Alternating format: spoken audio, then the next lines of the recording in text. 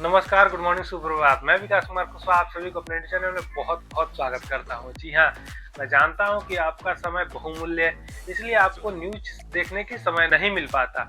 इसलिए मैंने नया सीरीज चालू किया है। इसके अंतर्गत आने वाले कुछ मिनटों में हम लोग देश दुनिया के सभी खबरों को बहुत ही जल्दी से देख लेंगे। इसके द्वारा आप लोग को नई नई जानकारियाँ मिलते रहेंगी, देश दुनिया से आप लोग अपडेट रहेंगे। तो शुरू करते हैं आज का समाचार। आते हैं सबसे पहले अंतर्राष्ट्रीय खबरों को हम जान लेते हैं।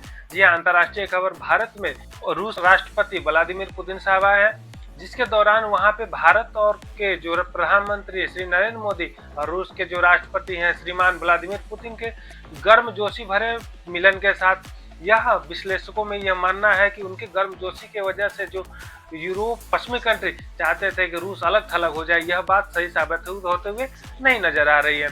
भारत और रूस के समझौतों में रक्षा समझौता तथा कच्चे तेल का आयात आपूर्ति के संबंध में तथा न्यूक्लियर रिएक्टर के संबंध में जो डील्स हुई हैं, जिसके अंतर्गत भारत और रूस की जो समझौता है वो और आगे की ओर बढ़ रही है। दूसरी खबर आ रही है अमेरिका और विदेश नीति, जिसमें ट्रंप ने अमेरिका के जो संविधान था, जिसमें 14वां संविधान संशोधन करके वहां के अंतर्गत जो जन्म सिद्धि के आधार पर नागरिकता थी उसको समाप्त करने की कोशिश की। उस बात पे वहां के सुप्रीम कोर्ट ने स्टे लगाया और उस पर विचार कर रहे हैं कि आगे की क्या कार्रवाई हो सकती है। फीफा शांति पुरस्कार, जी हाँ, फीफा शांति पुरस्कार ने डोनाल्ड ट्रंप को फीफा शांति पुरस्कार से नवाजा है, जो बहुत ही ज्यादा सुर्खियां बिटोर रहा है। डोनाल्ड ट्रंप की सरकार ने वर्कर्स परमिट पर भी बहुत बड़े फैसले लिए हैं, जो भारतीय वर्कर्स को भी प्रभावित कर सकते हैं। सीरिया में अमेरिकी चूक, जी हाँ, सीरिया में अमेरिकी ने वहां के आईएसआईएस एजेंट के जगह पे अमेरिकी ने खुद अपने ही आदमी जो अंडर कवर एजेंट है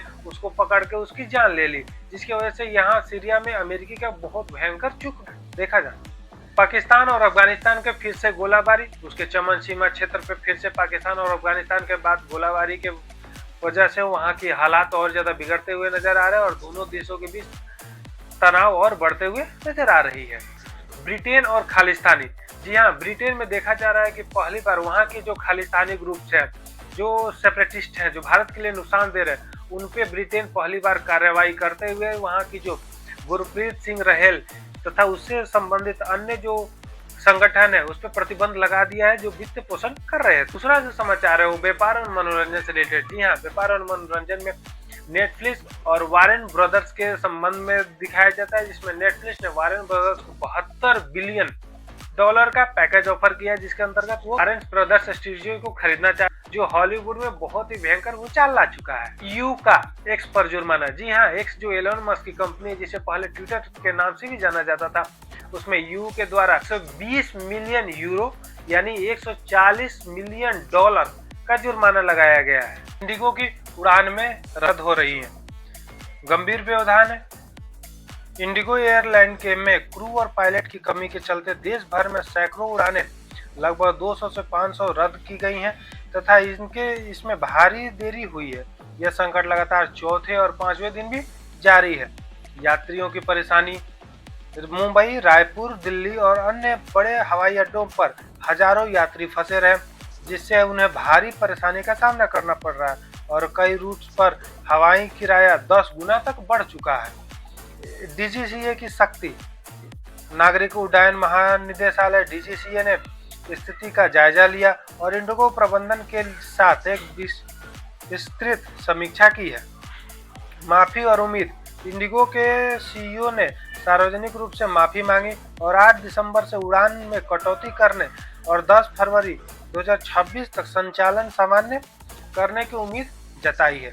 दूसरी खबर आ रही है हमारी भारत और रूस के शिखर सम्मेलन से। इसमें उच्च स्तरीय वार्ता हुई है।